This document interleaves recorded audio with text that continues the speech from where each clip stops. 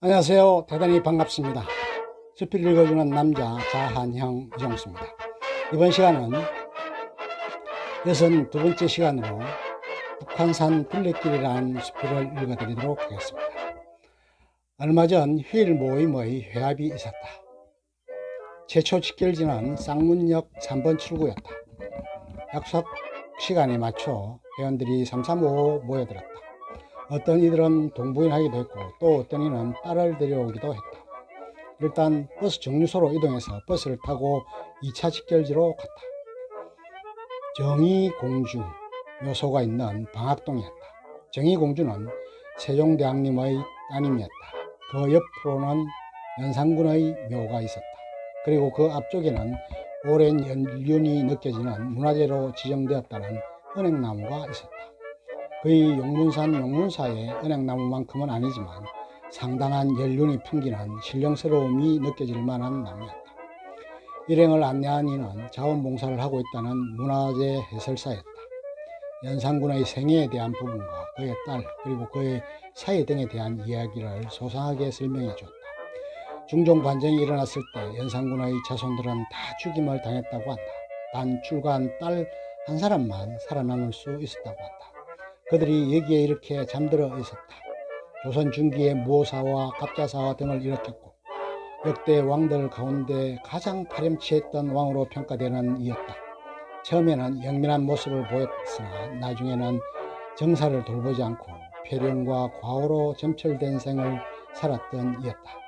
그 가장 기본적인 원인으로 어떤 이는 어머니의 사랑이 부족했기 때문이라는 얘기를 하기도 한다. 생모였던 폐비 윤씨가 일찍 돌아가시게 되면서 어머니의 사랑을 제대로 받지 못한 연산군의 비극적인 시발이 이어졌다는 것이다. 어머니의 사랑만큼 고귀하고 사람의 심성에 영향을 미치는 것이 없음을 단적으로 보여주는 일례일이라. 이곳의 묘지 단장도 2000년대 중반에야 겨우 이루어졌다는 것에서 연산군에 대한 홀대를 새삼 느껴볼 수 있었다. 사진을 촬영하고 본격적인 북한산 둘레길의 순행에 나섰다. 일행은 20여 명이었다. 연령대로도 골고루 분포되어 있었다. 30대에서부터 60대에 이르기까지였다. 가이드를 한 후배는 사전 답사를 하지 못해 아침 일찍 사전에 답사를 한 상황이었다. 회원 모두가 3355 가보야온 산책 옷차림으로 휴일의 산책을 나온 것처럼 한가롭게 길을 걸었다. 온 산은 연초록빛으로 싱그럽기 그지없었다. 산행이라고 하기에는 그랬고 가볍게 산책을 하는 정도로 여겨졌다. 얼마만큼 걷고 나자 철제로 된 구조물 전망대가 있었다. 확 트인 전망이 눈부셨다. 기념 촬영을 하고 하산을 했다. 둘레길의 내리막길은 더할 나위 없이 순조로웠다. 목적지는 북부지방법원이었다. 도봉역 건너편에 위치해 있었다. 회원 중 법원에 근무했던 경험을 갖고 계신 분이 있어서 쉽게 안내를 받을 수 있었다. 고압적이고 권위적이라 여겨졌던 법원이 너무도 친숙하고 익숙하게 다가오게 꾸며져 있었다. 첫째는 담이나 벽이 없어진 것이었다. 누구나 친근하게 출입할 수 있도록 개방되어져 있었다. 그리고 원내 곳곳에 예술작품이 비치되어져 있었다.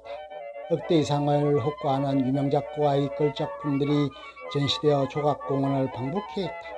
석조 조각품들도 있었고 철로 된 작품도 있었으며 외국 작가의 작품도 있었다. 전직 판사로 법원에 재직 시에 이런 조각품의 설치를 직접 주관했었기에 상세한 설명을 들을 수 있었다. 어느 큐레이터에게 큐레이터 부검 갈 만큼 해박한 예술적 감각과 소양으로 상세하게 작품에 담겨진 뜻과 의미 그리고 작가들의 역량까지도 세부적으로 소개해 주었다. 회원들은 돌아가며 작품을 감상하고 카메라로 촬영을 하느라 여념이 없었다. 시류의 작품 감상이 끝나자 우리는 안내직원의 지도를 받아 실내에 비치된 작품들에 대해서도 감상할 수 있는 기회를 제공받게 되었다.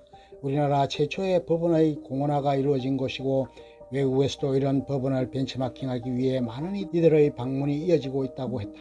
정말로 오랜만에 신기한 경험을 해보게 되었다. 우리 일행은 다음의 일정은 중식을 위해 식당으로 이동했다. 회원 한 분의 말씀과 건배 제의가 있었다. 첫 번째 회원의 건배제에는 고감사였다. 고맙습니다, 감사합니다, 사랑합니다 라는 의미를 담고 있었다. 본래 고사리라고 해서 고맙습니다, 감사합니다, 이해합니다 라는 것이 본래의 건배사였다. 다음은 신발끈이었다. 신나게 발전하고 끈끈하게 맺어지자는 의미라고 했다. 다음은 원더풀이었다. 원하는 것보다 더 잘 풀리기를 바란다라는 의미를 담고 있다고 했다. 비용의 계산은 전직 법원에 근무하셨던 선배가 하는 것으로 했다. 오랜만의 자리였기에 화기애애했고 풍성한 얘기거리가 쉴 새 없이 회자되었다. 아쉬움을 뒤로하고 다음 만남을 기약하게 되었다. 요즘의 모임의 형태로서 썩 바람직한 듯 보였다. 아침에 모여 2시간가량 산책을 하고 점심 식사 후 헤어지는 것이다. 차를 끌고 번잡하게 가는 것도 아니고 편안하게 휴일을 보내는 모임이었다. 법원의 근무를 마치신 분은 이제는 변호사로 개업을 해서 새롭게 제2의 인생을 보내며 노후를 대비하고 있는 듯 여겨졌다. 아주 강직해 보였고 인품이 느껴지는 그런 모습이셨다. 관행적인 정관예우 차원에서의 상당한 우대가 있지 않겠느냐는 말씀을 드렸더니 결코 그렇지 않을 것이라고 해서 머쓱해졌다. 한 후배는 광주 오포에 사는데 직장은 행주산성 쪽에 있다고 했다. 1시간여를 출근하는데 소모하고 있다고 했다. 무릎 간절에 무리가 가서 높은 산의 산행은 사실상 무리라고 했다. 파주에 한 산이 있는데 그곳은 나트막해서 산책이 아주 적극이라고 했다. 그런데 젊은 친구들은 너무 밋밋해서 재미가 없다고 손사래를 친다고 했다. 얼마 전 4년 전 구미에 산적이 있었는데 주말 부부를 해서 평일에는 시간이 남아 헬스를 다니며 건강관리를 했다고 한다. 충분히 살을 빼고 근력운동까지 할 수 있어 더할 나위 없이 좋았다고 해고를 늘어놓았다. 또 한 선배는 낙형을 준비하고 있었다. 3주 정도 고향에 내려가 옛집을 좀 수리하고 있다고 했다. 환갑의 나이셨다.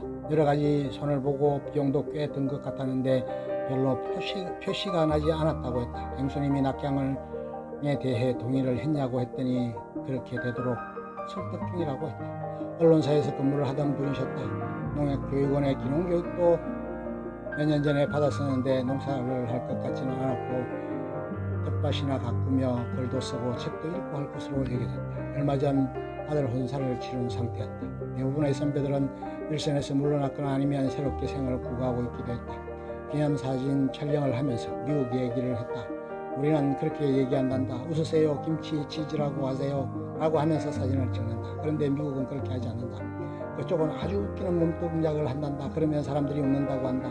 우리처럼 웃으라고 하는 게 아니라 웃게 만든다는 얘기였다. 기라성 같은 선블러들의 좋은 얘기를 많이 들을 수 있는 기회였었다. 2개월마다 한 번씩 모임이 이어질 예정이었다. 오랜만에 휴일을 아주 뜻깊고 유익하게 보낸 듯하다.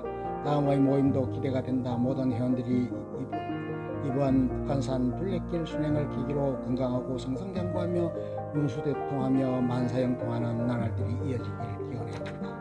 끝. 좋으면 좋아요, 구독 눌러주세요. 감사합니다.